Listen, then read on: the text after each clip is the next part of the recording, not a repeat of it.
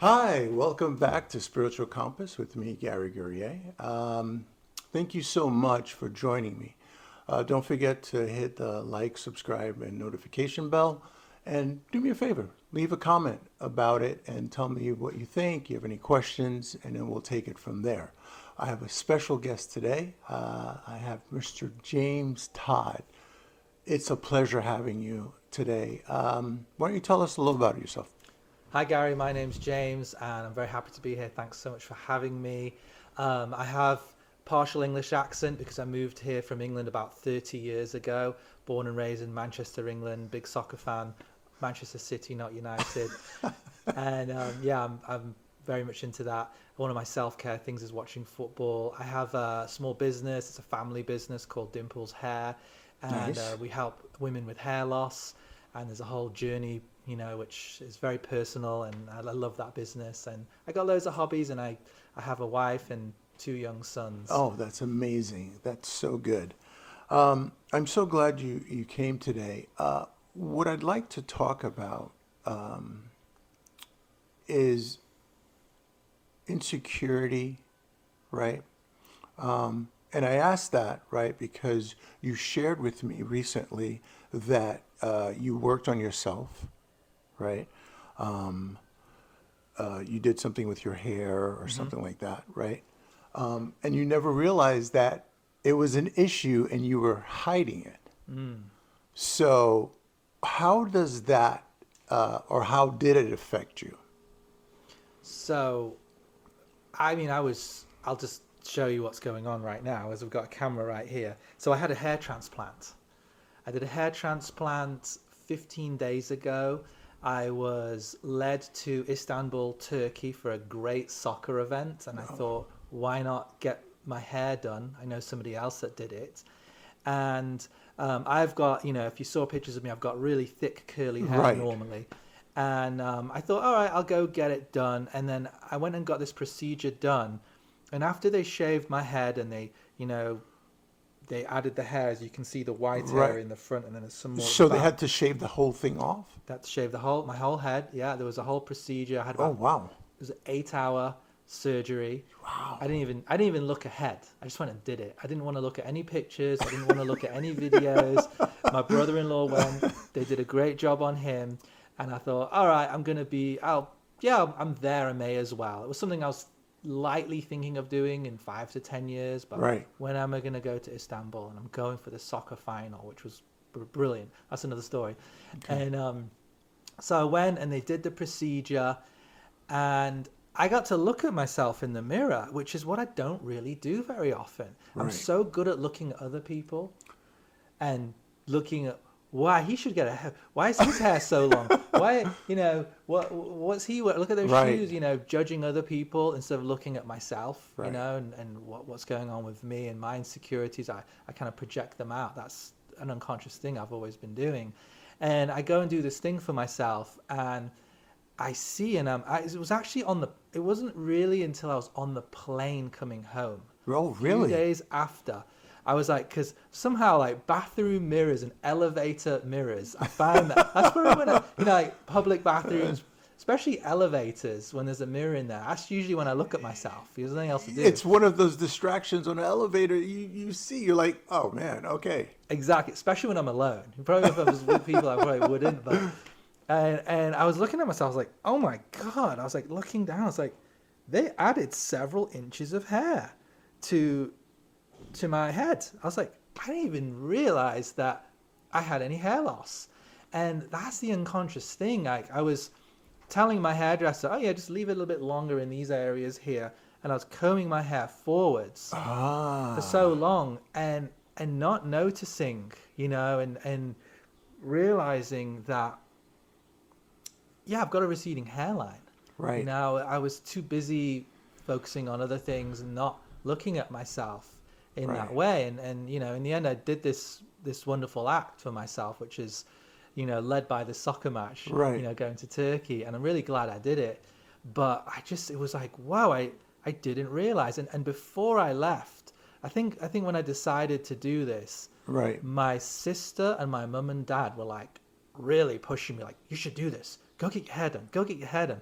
And I was like, Wow. I was like, what? I mean, I don't really have hair loss, like, you know, but no, you should go do it now. You just go do it. Just go do it. Like, maybe, I don't So know. do you think with our insecurities, what we do is we use it to help us hide the reality?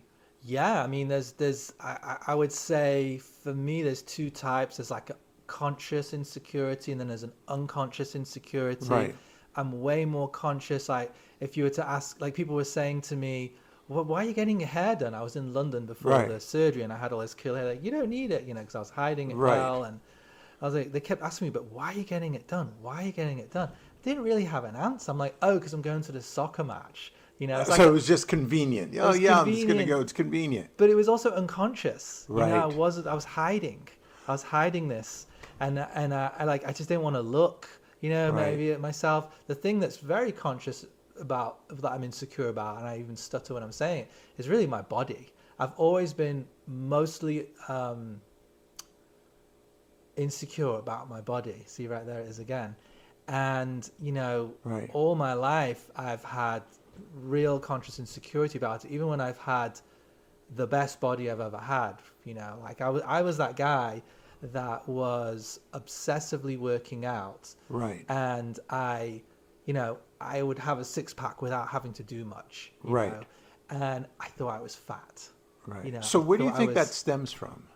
You know, the because one of the things I talk about in my book is I talk about going to the mirror, right, and not looking at negativity, yeah, because that's the very first thing that humans do is they go to the mirror, and the very first thing they do is they start taking all the negative things that are yeah, wrong, yeah, and we rarely look at the things that are good. yeah, Whether it's society that pushes us, or whether it stems from childhood, or maybe somebody verbally said something, right? Why do you think that unconsciously and consciously, right, you didn't recognize it or you were trying to hide it?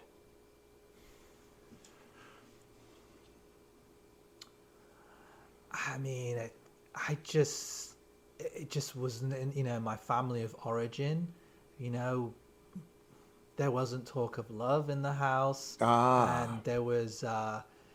I don't know if this is it, but this is what's coming to my mind right now. I mean, we just, you know, it just was not.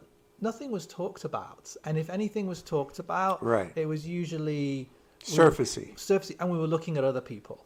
You know, there was Right. comparisons. You know, comparisons, and you know, we were always looking at something else, I think. Right. And my, you know, my mum and dad, you know, the way they loved us was through giving us food and providing to us. Uh-huh. You know, we didn't have a nurturing love of, hey, I really love you, or hey, you look awesome today. Right. You know, we never, it was just wasn't part of the family upbringing. Right. It was like, here's this great meal. Like my mother still Right. today, she makes the most amazing desserts and food, and she Right. shows her love through her food. And my dad, he also wants to give everything. He worked so hard in his business so that he could give to his kids. Right. But the verbal side, and you know, That you need, that emotional sense, that absolutely, communication, love, emotional feel that I'm cared for, wanted, and that communication. yes, And a lot of times what happens is, and I've talked to some people that are completely rich, and the kids always say the same thing.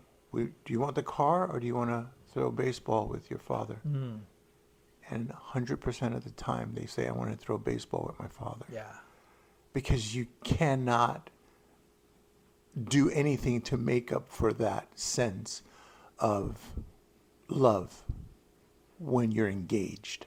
mm, And material stuff is just material stuff. It can excite you for a moment, and you'll be like, oh my God, it's fantastic, wow. And after a while, it just burns off. Just give any kid a new toy.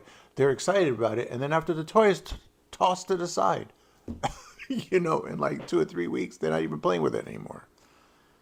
yeah. And I was definitely spoiled as a little kid. I was definitely spoiled, and it was toy cars, and crazy enough, my son is obsessed with cars, and I don't know how. We didn't even introduce him. I think he got one car. As long as the wheels have to move, he's obsessed. But yeah, I was obsessed with little toy cars, and my dad. Talking about my dad first, he's just always been a serial entrepreneur, like Right. obsessed with business. He came to England. He's from Iran when he was about 19, couldn't speak a word of English, worked in a gas station pumping Oh, gas, wow.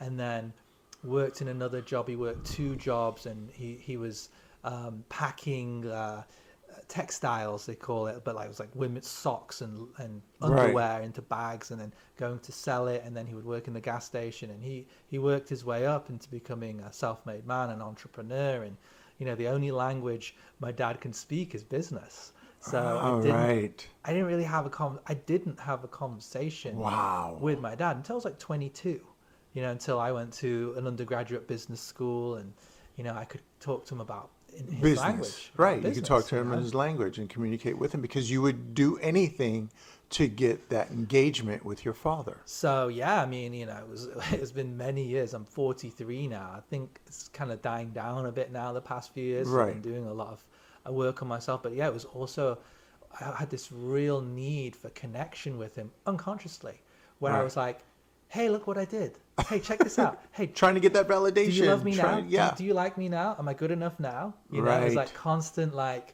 hey, look. And the response was what he's capable of doing is like, but it could be better. It's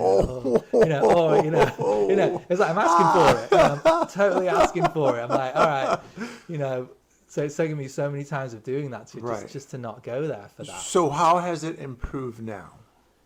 My relationship or me or You. what? So I'm having to father and mother and parent myself for those needs, and Very important. otherwise I'm gonna, if I keep going with that need, or maybe you could call it a defect, I'm gonna always seek that in other people. And it's just Right. not possible. It's asking too much from that other person, It's a lot of pressure when And you're it's- asking somebody to validate you, love you, take care of me, telling me I'm great, validate me. It's just a lot of pressure. And I've taken that with me all my life with pretty much every person. Every person in my life, I've needed, I would walk on eggshells, like even as far as a waiter or a waitress Wow. in a restaurant. Like, they were upset or angry about something, nothing to do with me.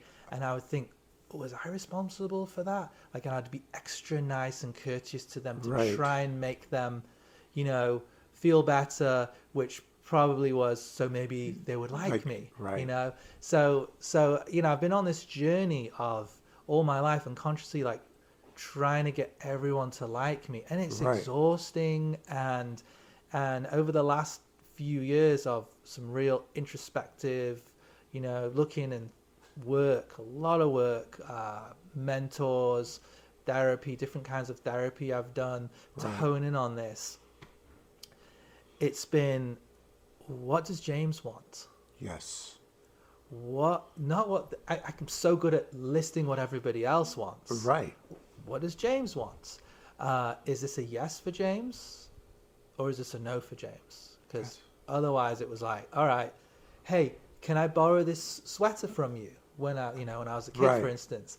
And like my instinct internally, it was like cringing. It was really a no, but I would say yes. Take the sweater. Right. I wouldn't get the sweater back. I was Right. too afraid to ask for it back. Wow. There's this tiny example. Right. And then the other side is that I'm carrying books. I'm giving you a very basic example. Right. I'm carrying a huge pile of books. I'm like, oh, let me help you. No. I got it. Right. Of course I need the help. Of course. But I'm unable to, because I don't want to put that person out. So, Right. and the irony is that now that I've had multiple instances where I've had this new growth, this new Right. character emerge, when I'm around somebody who has that energy, who wants my approval, Right. I find it very unattractive. Right. You notice it I quickly. notice it right away, and I'm actually repelled. I'm like, ugh, like Yeah. that, because it's a real need, a real want for love, real Right. approval underneath that, and I don't know, I like intuitively feel that, Right. and it's not attractive. I'm not attracted to that. No, Yeah. because one of the things is self-love sounds simple, right? Self-love. And you like, yeah, but it's probably one of the hardest things to do, right? When you grow up and you don't have an ability to engage or have somebody that you've engaged with, it's very hard and difficult to get that self-love. And but that is the most unbelievable prize you could obtain when you do it, because you won't have to rely on somebody else to validate you. You won't have to rely on somebody else to say that you're okay. And after all, we're all trying to find that we're okay. And that's what my book is about. It's about you are the prize, you are the power. I can't begin to thank you so much, James, for showing up today. Thank you so much for sharing with us. And I'm Gary Guerrier with Spiritual Compass. Until next time, we'll see you later.